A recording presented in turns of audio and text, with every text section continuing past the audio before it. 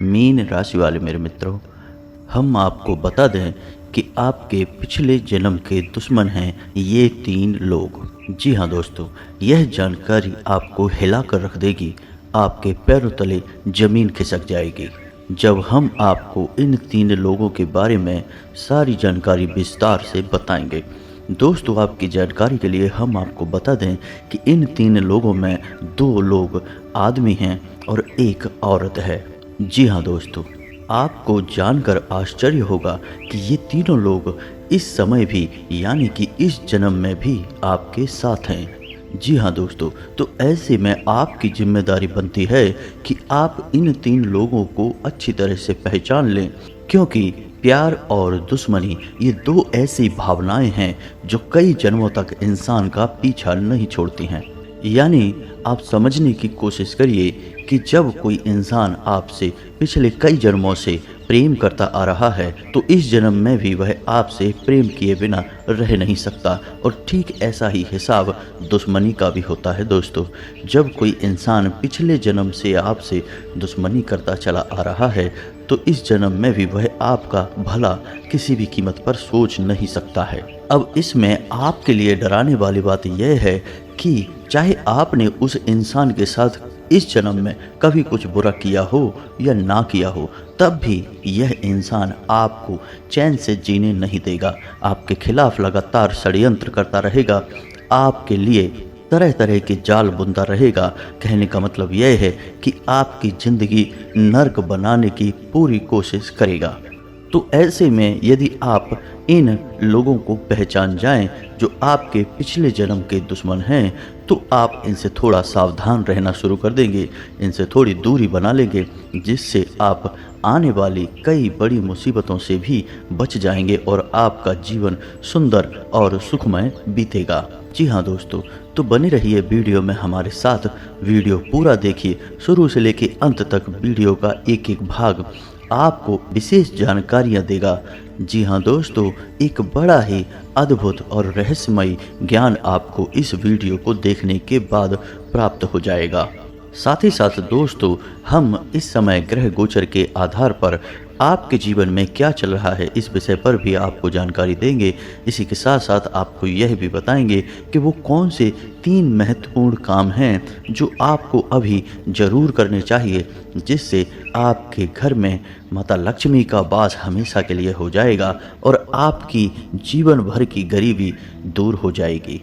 इसी के साथ साथ दोस्तों, हम वीडियो के अंत में आपको एक ऐसा महामंत्र देने जा रहे हैं जिसका एक बार उपयोग करके आप यह पता लगा लेंगे कि आपके ऊपर किसी ने किसी प्रकार की तांत्रिक क्रिया की है कि नहीं की है, कोई टोना टोटका या फिर नज़र आदि की बाधा आपके ऊपर है या नहीं है।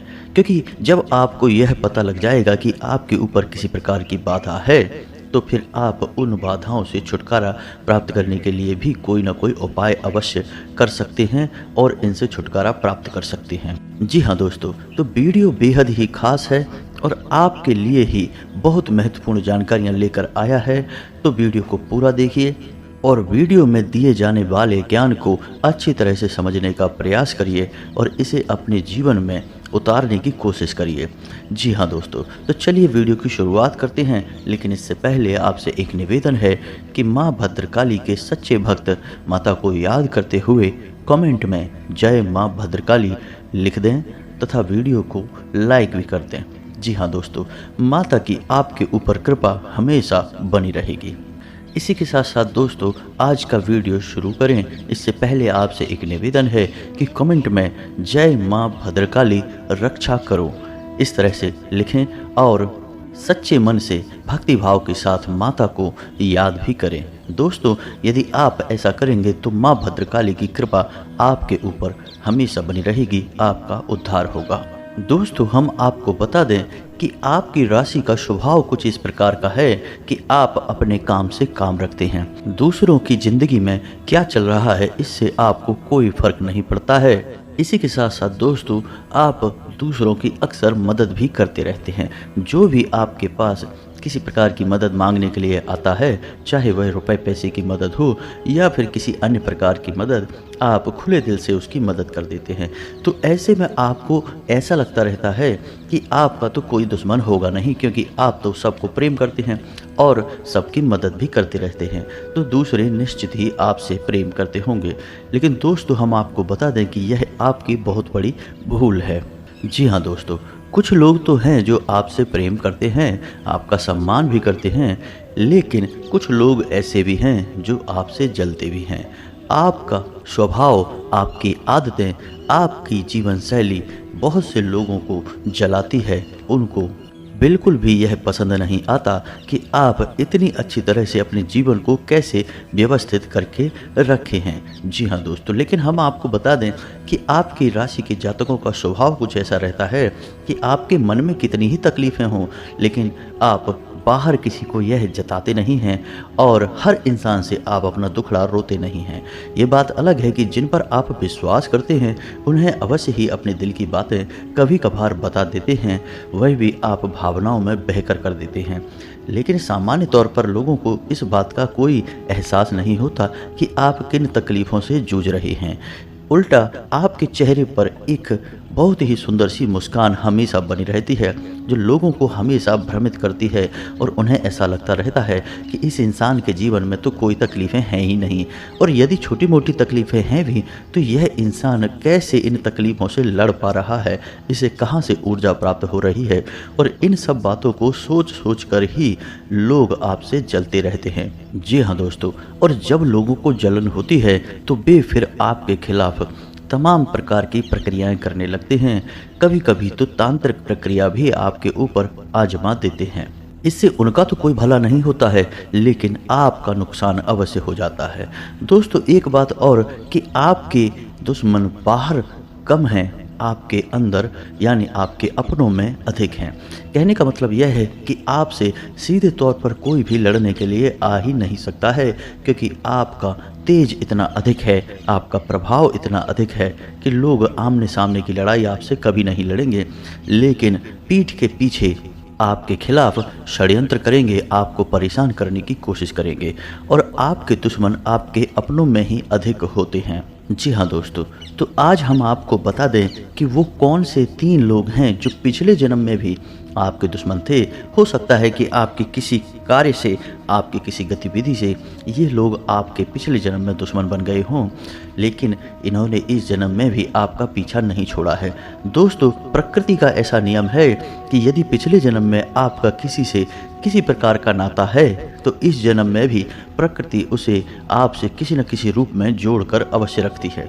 जी हाँ दोस्तों, जैसे कि यदि पिछले जन्म में किसी इंसान से आपका झगड़ा हुआ और बहुत अधिक झगड़ा बढ़ गया, यानी कि भावनाएं बुरी तरीके से चोटिल हो गईं, तो निश्चित तौर पर आप जानिए कि इस जन्म में भी वह इंसान आपके आसपास ही होगा।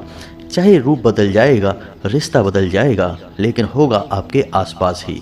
यह प्रकृति का नियम है, कर्म का सिद्धांत कहा गया है। जी हाँ दोस्तों, तो इस वीडियो में हम आपको बताने जा रहे हैं कि वो कौन से 3 लोग हैं जो आपके पिछले जन्म के दुश्मन भी हैं और इस जन्म में भी वे आपके साथ ही हैं।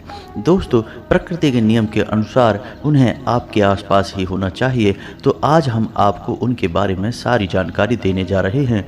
वीडियो को ध्यान से देखते रहें। तो दोस्तों, हम आपको बता दें कि हमारे आसपास हमारे रिश्ते नातों में ही कुछ लोग ऐसे होते हैं जो चाहे अनचाहे आपका किसी न किसी प्रकार से नुकसान अवश्य कर देते हैं, चाहे उनकी मंशा आपको सीधे तौर पर नुकसान पहुंचाने वाली हो या ना हो। जी हाँ दोस्तों, तो ऐसा ही कुछ आपके साथ भी हो रहा है। जिस इंसान की दुश्मनी आपसे पिछले जन्म से बनी हुई है, यानी कि आपकी आत्मा पर कर्म का यह बंधन बंधा हुआ है, जिसे खुलना बहुत आवश्यक है। तो जब वह इंसान आपके नज़दीकी आपके रिश्तेदारों में होगा तो वह इंसान आपको चाहे अनचाहे ही किसी न किसी प्रकार की तकलीफ़ें अवश्य देगा। ऐसा आपके साथ पहले भी हुआ है। आपके किसी रिश्तेदार ने या फिर आपके किसी बहुत ही अपने खास इंसान ने आपको बिना किसी बात के तकलीफ अवश्य दी होगी, चाहे वह नुकसान आपके रुपए पैसे का हो या फिर भावनात्मक तौर पर आपको परेशान किया हो, लेकिन हुआ ऐसा अवश्य है। तो दोस्तों, अब ध्यान से सुनिए, हम आपको बता दें कि वो 3 कौन से लोग हैं जिनसे आपको थोड़ा सा सावधान रहना है, बच कर रहना है। दोस्तों, ऐसा नहीं है कि वह सीधे तौर पर आपसे दुश्मनी मोल लेंगे, आपसे लड़ाई करेंगे, लेकिन उनके कर्म ही कुछ इस प्रकार से प्रभावित हो जाएंगे कि वे आपको नुकसान पहुंचाएंगे। जी हाँ दोस्तों, तो ध्यान से सुनिए। वृश्चिक राशि की महिला, जी हाँ दोस्तों, आपके आसपास आपके रिश्ते में एक वृश्चिक राशि की महिला है जो आपको किसी न किसी रूप में हानि अवश्य पहुंचाएगी। हो सकता है कि उसने पहले भी आपको किसी न किसी प्रकार की हानि अवश्य पहुंचाई हो और आगे भी वह आपको परेशान ही करेगी। दोस्तों, ऐसा नहीं है कि सीधे तौर पर वह आपसे लड़ेगी या दुश्मनी मोल लेगी, लेकिन उसके कर्म ही कुछ इस प्रकार से प्रभावित होंगे, प्रकृति उन्हें कुछ इस प्रकार से तय करेगी कि आपको परेशानी उत्पन्न होगी। ठीक इसी प्रकार तुला राशि का एक इंसान है, एक आदमी है जो आपके अपनों में ही शामिल है और आपका पिछले जन्म का दुश्मन है। जी हाँ दोस्तों, आपको उससे भी थोड़ा सा सावधान रहना है। इसी प्रकार सिंह राशि का भी एक इंसान है जो आपके पिछले जन्म का दुश्मन है। जी हाँ दोस्तों, अब आपको करना क्या है, जब आप अपने आसपास देखेंगे और आपको पता लग जाएगा कि यह इंसान है, तो फिर आपको उस इंसान के पिछले कर्मों को याद करना है कि जब जब वह इंसान आपके नज़दीक आया, आपको किसी न किसी प्रकार की परेशानी अवश्य हुई थी, तो आगे भी आपके साथ ऐसा ही होने वाला है। यानी कि इन 3 राशि वाले इंसानों के साथ आपका बहुत अच्छा अनुभव नहीं रहा है। चाहे आपका इनसे रिश्ता कोई भी बना रहा हो, चाहे ये आपके भाई बहन हों या फिर किसी और प्रकार के नाते रिश्तेदार, लेकिन आपका इनके साथ संबंध या अनुभव अच्छा नहीं रहा है। जी हाँ दोस्तों, तो ऐसे में आपका दायित्व यह बनता है कि अब आप इन लोगों से सोच समझकर बर्ताव करें, ज़्यादा से ज़्यादा इनसे दूरी बनाने की कोशिश करें। हम यह नहीं कह रहे कि आप इनसे दुश्मनी मोल ले लें या बिना किसी बात के झगड़े करें, लेकिन आप मन ही मन थोड़ा सा सतर्क रहें, क्योंकि ये इंसान जब भी ज़रूरत पड़ेगी पहले अपने बारे में सोचेंगे, आपके बारे में सबसे आखिरी में सोचेंगे। ऐसे में आपका नुकसान अवश्य हो जाएगा। आपको किसी न किसी प्रकार की, चाहे वह आर्थिक हो चाहे वह भावनात्मक हो, चोट अवश्य लगेगी। और हम आपको बता दें कि आप इन लोगों को सीधे तौर पर दोषी भी साबित नहीं कर पाएंगे, क्योंकि इनका ऐसा कर्म प्रकृति ने ही निर्धारित किया है और आपकी आत्मा पर बंधे हुए कर्मों को खोलने के लिए ही इन्हें आपके नज़दीक इस जन्म में भी भेजा गया है। जी हाँ दोस्तों, ऐसा ही हमारे शास्त्रों में भी वर्णित है कि इंसान को कुछ तकलीफ़ें अपने पिछले जन्म के कर्मों से प्राप्त होती हैं, जिसे हम प्रारब्ध कहते हैं, और इंसान इस जन्म में जो कर्म कर रहा है उन्हीं के अनुसार अगले जन्म में भी उसके जीवन के सुख और दुख निर्धारित होंगे, जिन्हें अगले जन्म का प्रारब्ध कहा जाएगा। जी हाँ दोस्तों, तो उम्मीद है कि आपको ये सारी बातें अच्छी तरह से समझ में आ गई होंगी। अब हम आपको बता दें कि वो कौन से 3 काम हैं जो आपको अवश्य ही करने हैं, जिससे इस समय ग्रह गोचर के आधार पर आपके घर में या आपके जीवन में रुपए पैसे को लेकर तकलीफ़ें दूर हो जाएंगी। जी हाँ दोस्तों, तो वह पहला काम हम आपको बताएं कि आपको दिन में कभी भी, चाहे आपको जब भी समय प्राप्त हो, कुत्ते को रोटी अवश्य खिलाना है। जी हाँ दोस्तों, यह आपके लिए बहुत ही आवश्यक है, क्योंकि आपके ऊपर चाहे अनचाहे पितृदोष लग ही जाता है। आप चाहे कितने ही उपाय कर लें, लेकिन पितृदोष से आपको मुक्ति प्राप्त नहीं हो सकती है, ऐसा आपका कुछ प्रारब्ध है। तो इसके लिए आपको कुत्ते को रोटी अवश्य खिलानी चाहिए, ना केवल इन 3 दिनों तक, बल्कि जब भी आपको मौका लगे आप कुत्ते को संतुष्ट करें। इससे आपके पितृ पूर्वज शांत हो जाएंगे और आपके जीवन की बाधाएं भी समाप्त होंगी। और दूसरा कार्य कि आपको अपने घर के उत्तर पूर्वी कोने में, जिसे हम नॉर्थ ईस्ट कॉर्नर कहते हैं, उस कोने में हरे रंग का एक बल्ब जलते छोड़ देना है। जी हाँ दोस्तों, 2400 घंटे इस बल्ब को आप चालू करके छोड़ देंगे, इसे बुझना नहीं चाहिए। ऐसा आप क्यों करेंगे? क्योंकि यदि आपके घर में किसी भी प्रकार का वास्तु दोष है तो वह आपको ज़रूर परेशान करेगा, आपके जीवन में तकलीफ़ें खड़ी करेगा। तो आपको वास्तु दोष से मुक्ति प्राप्त करने के लिए यह उपाय करना होगा। यह बहुत ही शक्तिशाली उपाय है और यह किसी भी प्रकार की वास्तु दोष से जुड़ी हुई नकारात्मकता को आपके जीवन से दूर कर देगा। जी हाँ दोस्तों, अब तीसरा कार्य जो आपको करना है वह यह है कि आपको जब भी मौका लगे गाय को हरी घास खिलानी है। अगर बुधवार के दिन खिला सकते हैं तो सर्वोत्तम होगा। क्योंकि ऐसा करने से आपके आमदनी के स्रोत बढ़ेंगे, आपका बुध मजबूत होगा। और बुध एक ऐसा ग्रह है जो इंसान की आजीविका को निर्धारित करता है, यानी उसकी आमदनी के स्रोतों को प्रभावित करता है। तो यदि आप ऐसा करेंगे तो आपका बुध मजबूत हो जाएगा और आपकी आमदनी के स्रोत बढ़ने लगेंगे, यानी जहां आप पहले 100 रुपये कमा पाते थे वहीं आप 1000 रुपये कमाने की भी क्षमता उत्पन्न कर लेंगे। जी हाँ दोस्तों, अब सुनिए कि आपको हम बताएं कि यदि आपके ऊपर किसी प्रकार की तांत्रिक बाधा है, नज़र दोष है, तो आप उसे कैसे पता लगाएंगे और उससे कैसे मुक्ति प्राप्त करेंगे। जी हाँ दोस्तों, दोनों ही कार्य आपके इस एक उपाय करने मात्र से पूर्ण हो जाएंगे। तो आपको क्या करना है, आपको एक नींबू लेना है और याद रखें कि आपको यह कार्य अपने घर के बाहर करना है, अपने घर में नहीं। और यदि कोई चौराहा है तो वहाँ सर्वोत्तम स्थान है। रात्रि के समय यह उपाय करें। रात्रि में ऐसा समय हो जबकि लोगों की आवाजाही नहीं हो, रोड सुनसान हो, खाली हो, ऐसे में आपको यह उपाय करना है। तो आपको क्या करना है कि एक नींबू लेना है, एक चाकू लेना है, उस नींबू को आधा काट लेना है। नींबू के दोनों भाग अलग अलग नहीं होने चाहिए, उन्हें एक दूसरे से जुड़े हुए होना चाहिए। जी हाँ दोस्तों, अब उस नींबू के अंदर आप 7 लौंगे फंसा देंगे। जी हाँ दोस्तों, 7 लौंगे आपको उस नींबू में कटे हुए भाग में गाड़ देनी है। उन दोनों कटे हुए भागों को आप एक दूसरे से फिर से चिपकाएंगे। उसके बाद अपने ऊपर से उल्टा 7 बार फेरेंगे। उल्टा 7 बार फेरने के बाद आप उस नींबू को फेंक देंगे। जी हाँ दोस्तों, उस नींबू को आप चौराहे पर फेंक देंगे और उसके बाद सीधे घर वापस आ जाएंगे, पीछे मुड़कर नहीं देखेंगे। अब इस प्रक्रिया के दौरान आपको एक मंत्र लगातार बोलते रहना है। अपने मन ही मन इस मंत्र को बोलते रहना है। मंत्र थोड़ा लंबा है लेकिन यह बेहद ही शक्तिशाली है और दुनिया की कितनी ही बड़ी बाधा क्यों न हो, उसे एक ही क्षण में समाप्त करने की शक्ति रखने वाला है। जी हाँ दोस्तों, तो यह मंत्र माँ पीताम्बरा को समर्पित है, जिन्हें स्तंभन की देवी कहा जाता है। और किसी भी प्रकार की बाधा को मात्र माता के नाम लेने भर से ही मुक्ति प्राप्त हो जाती है, ऐसा हमारे शास्त्रों में वर्णित है। तो मंत्र आपके मोबाइल की स्क्रीन पर भी आपको दिखाई देगा। ध्यान से सुनें और इस मंत्र को याद कर लें। जी हाँ दोस्तों, मंत्र थोड़ा लंबा है तो आपको शुरुआत में याद करने में परेशानी होगी, बाद में आसानी से याद हो जाएगा। तो मंत्र कुछ इस प्रकार है। ओम ह्लीं बगलामुखी सर्वदुष्टानां वाचं मुखं पदं स्तंभय जीभां कीलय बुद्धिं विनाशय ह्लीं ओम स्वाहा। दोस्तों, मंत्र एक बार फिर से सुनिए। ओम ह्लीं बगलामुखी सर्वदुष्टानां वाचं मुखं पदं स्तंभय जीभां कीलय बुद्धिं विनाशय ह्लीं ओम स्वाहा।